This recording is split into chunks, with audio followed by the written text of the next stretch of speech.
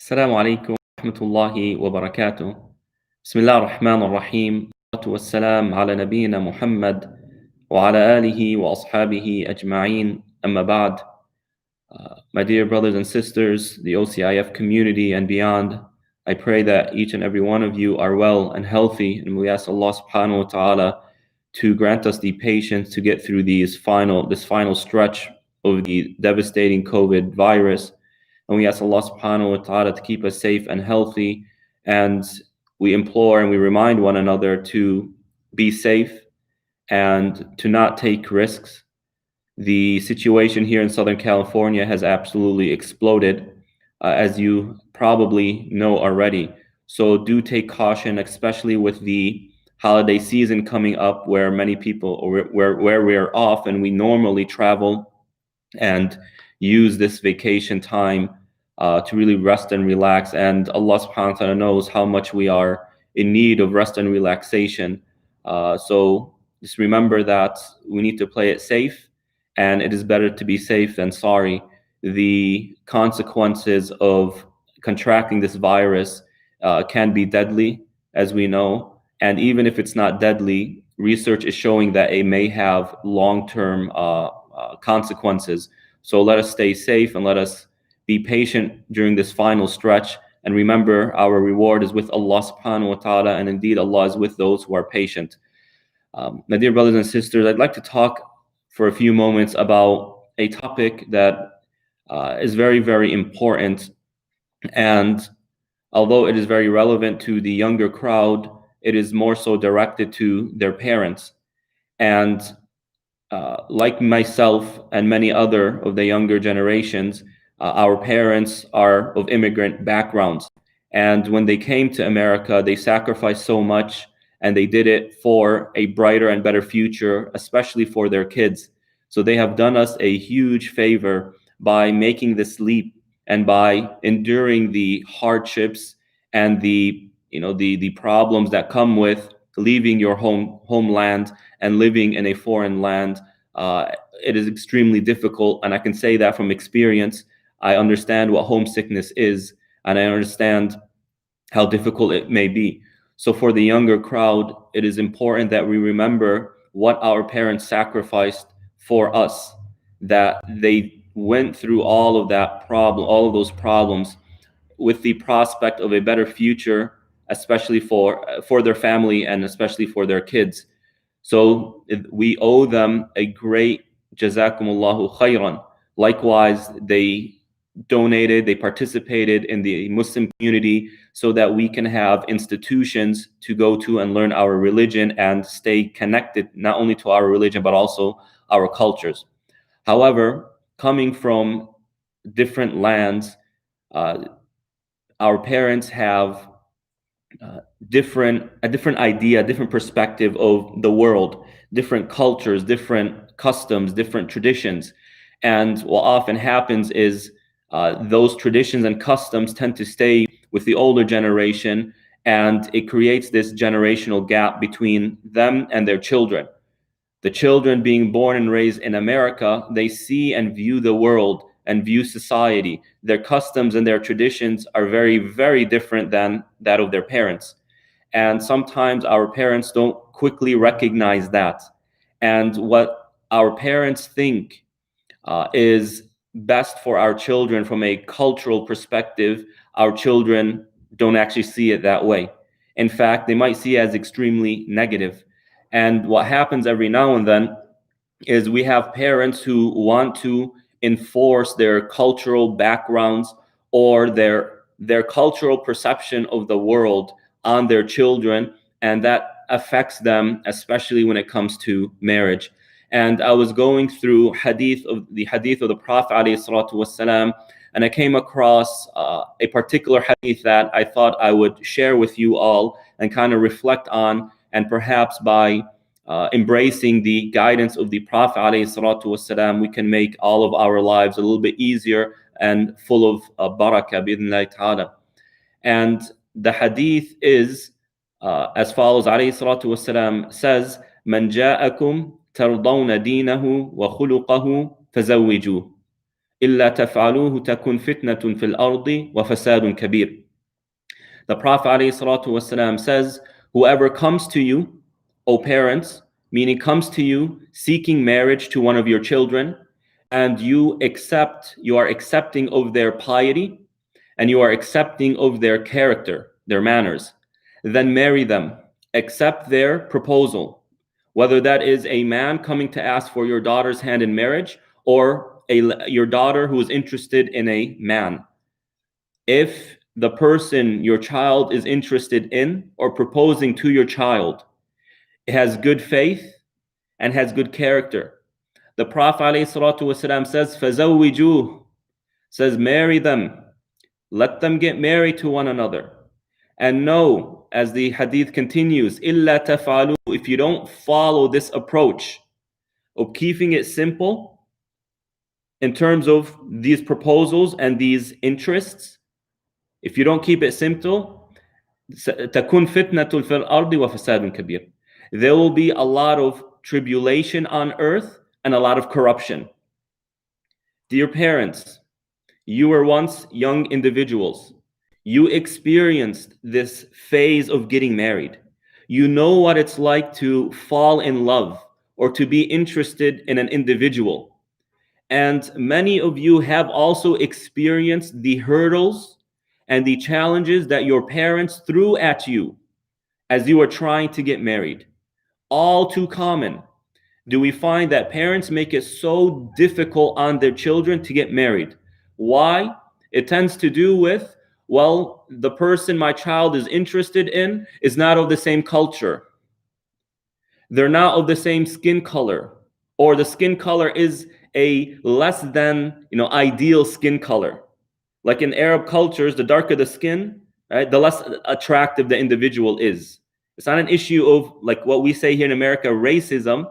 It's just an issue of cultural discrepancies, cultural inferiorities, cultural hierarchies, where for some reason a person of lighter skin and lighter hair color is automatically a more attractive person, and thus a more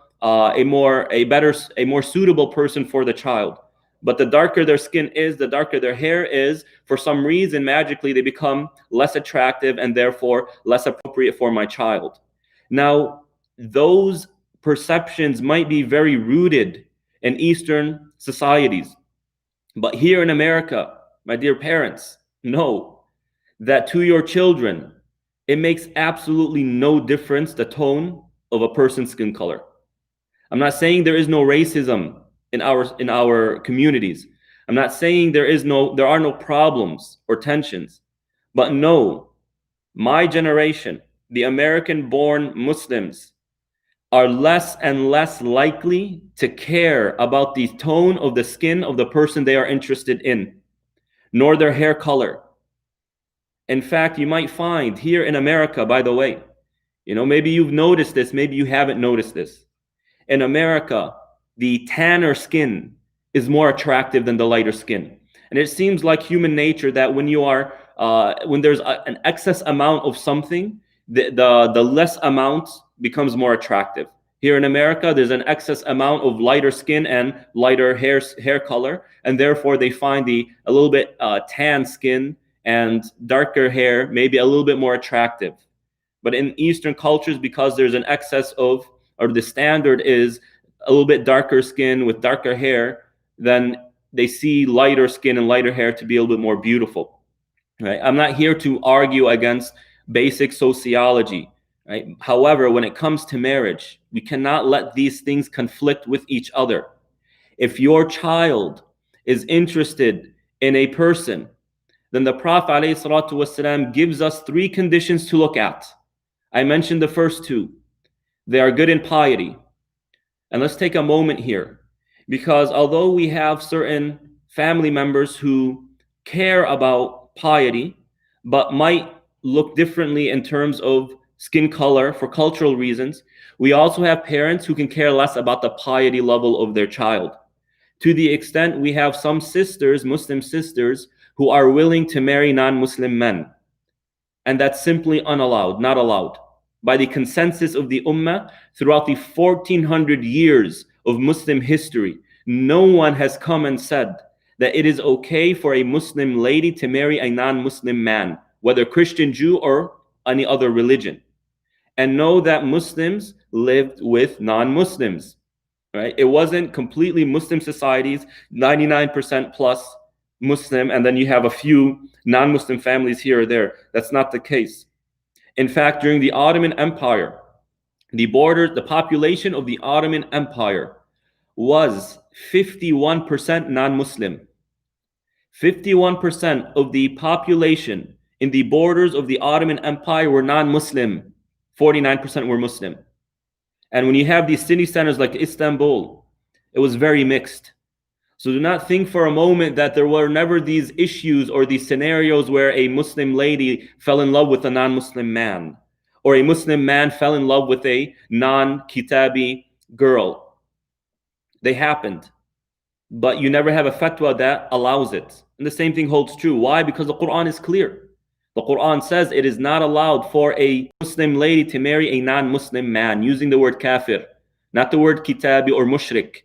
Allah subhanahu wa ta'ala says, لا هن حل لهم ولا فلا ترجعوهن إلى الكفار. Do not فلا ترجعوهن إلى الكفار لا هن حل لهم ولا هم يحلون لهن.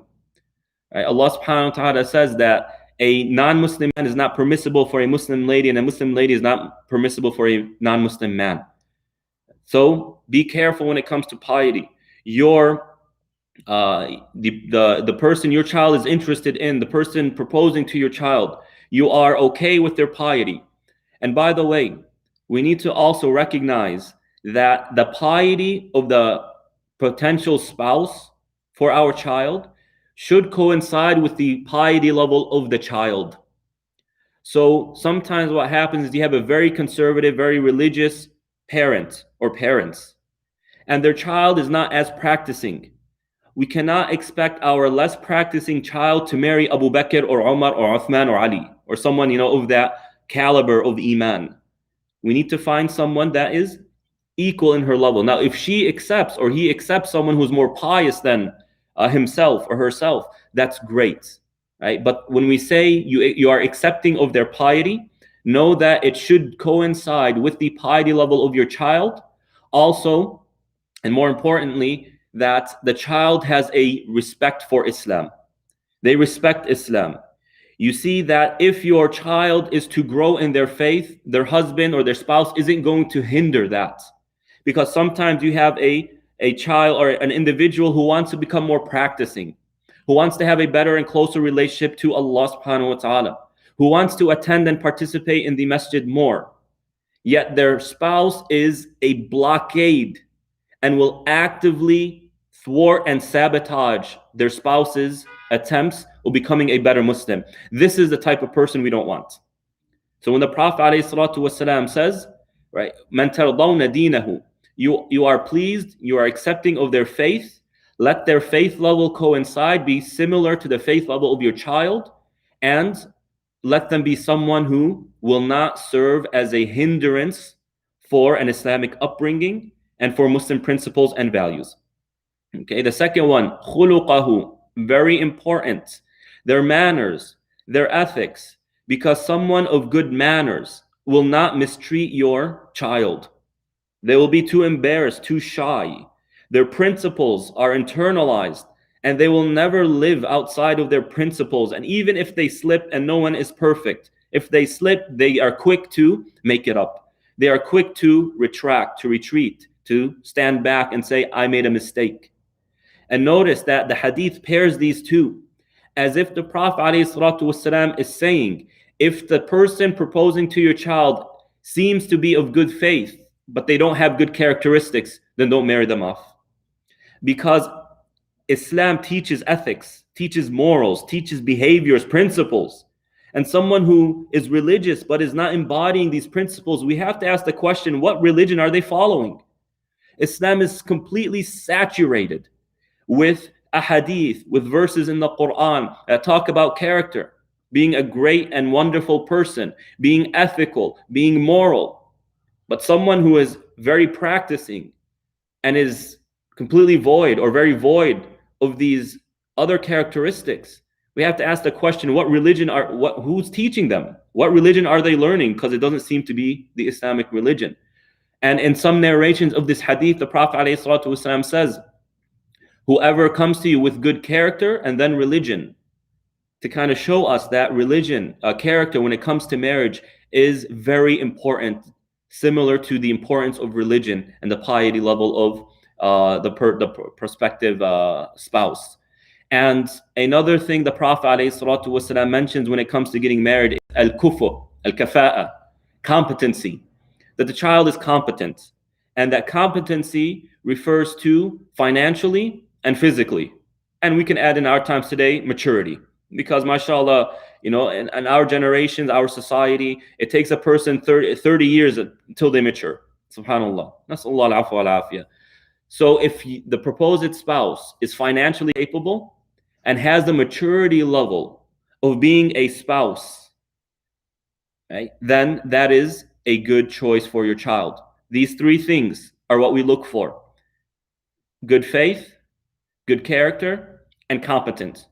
Someone comes and proposes to your child, or your child is interested in someone like this. This is the Islamic way of going about. This is what we use to measure whether that potential spouse is qualified, is good for our child. The Prophet ﷺ does not mention at all skin color, family, tribe, their social class. Does not mention these things. And a lot of times, just the parents. What are people going to say about me if my child marries a darker skinned individual? Or if my child marries someone outside of the family, or someone outside of the tribe, or someone from a different country, right? Well, it goes back to what the parent thinks, how that's going to affect the parent. And then the parents prevent this from happening, and it completely damages the child. It destroys their heart. It makes their outlook to life pessimistic. It puts a type of scar on the heart that might not ever heal. So my dear parents, we love our children. And I have no doubt that every parent loves their child. But sometimes we need to recognize that that love can be corrupted or tainted or confined by our own perceptions, our own biases. If that's what you like, that's for you. No one is forced. Islam doesn't force people to choose something that isn't interesting to them. But there has to be boundaries that we set up. There has to be guidelines that we follow that coincide with what the Prophet ﷺ teaches us. And who can teach us better than the Prophet ﷺ? So if your child is interested in an individual who might not be the ideal, who might not have the ideal look or the ideal background, but your child is interested in that individual and the three qualities check out, then marry them off. Marry them off, or else a lot of problems will occur. It is difficult enough for children to get married in our current environment. Parents, what happens sometimes is that the parents are too strict, too confining on their child. They get 2, 3, 4 proposals sometimes, and it's always no, no, no. Why? Because they don't fit this criteria. They're not of this social class. They're not of this financial capability. And then the child doesn't get married until their late 30s or 40s. And they're just sitting there. Why? Because no one is good enough for their child. This is the fasad the Prophet ﷺ is talking about. And know that if your child does not feel like you are going to help them reach that halal, then they might look for the haram. And that is far worse. How that can harm your reputation is far greater than your child marrying outside the supposed ideal spouse. And it happens, my dear brothers and sisters. Let's not sugarcoat this. It happens. Subhanallah. Or the child just goes off and lives their own life, doesn't ask about their parents anymore. So the Prophet ﷺ provides us with a very easy, very simple way of getting married. Don't make it more difficult on your children. Many children, they want to get married at the age of 19, 20. Why? Because it's so hard to follow their Islamic principles of not dating, of not having sexual relations with the opposite gender, without looking at these movies and at these videos that are haram. It's so difficult for them. And at the same time, it's so difficult to get married. It's enough for them to bear this burden. Don't be an additional burden on them. Be a source of ease for them. Support them. Accept your fellow Muslim. In the end, they are Muslim. And Allah subhanahu wa ta'ala has made sure that many of these cultural confinements that are propagated by really by elitist ideas, elitist views and racist views of society, that Allah subhanahu wa ta'ala abrogated many of that, broke them, such as the marriage of Zayd ibn Harith to Zaynab binti Jahsh. Zaynab binti Jahsh was of a more prestigious tribe, and Zayd ibn Harith was once a slave. He doesn't have any tribe members from Quraysh or anywhere, so he's of a lower status of society.